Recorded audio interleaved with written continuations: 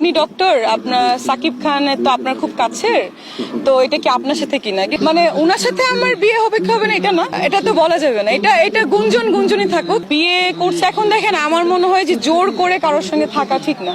প্রভাব পড়ে না সাধারণ মানুষের জীবনে, কারণ সাধারণ মানুষ এর থেকেও বেশি বিয়ে করে।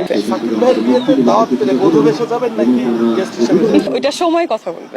না, আমাকে তো সবাই প্রশ্ন করেছিল যে আপনি ডক্টর, আপনার সাকিব খান তো আপনার খুব কাছের, তো এটা কি আপনার সাথে কিনা, কিন্তু আমি আসলে মনে হয় না কোনো ম্যারিড পার্সনকে আমি বিয়ে করব। এটা হচ্ছে প্রথম কথা। সেকেন্ড কথা, এখন ভালো লাগলে করতেও পারি, কিন্তু আমি কোনো হিরো বিয়ে করব কি করব না এটা আসলে এখনো ভাবিনি।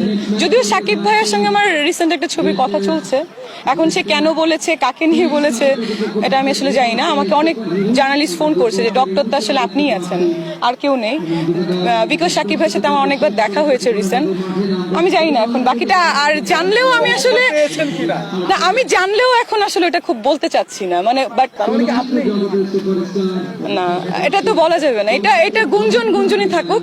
এটা পরে নায়িকাদের বা নায়কদের আমার মনে হয় সবকিছু একটু মানে থাকাই ভালো, না হলে তো হয় না। সেটা দর্শক বা আপনাদের ব্যাপার।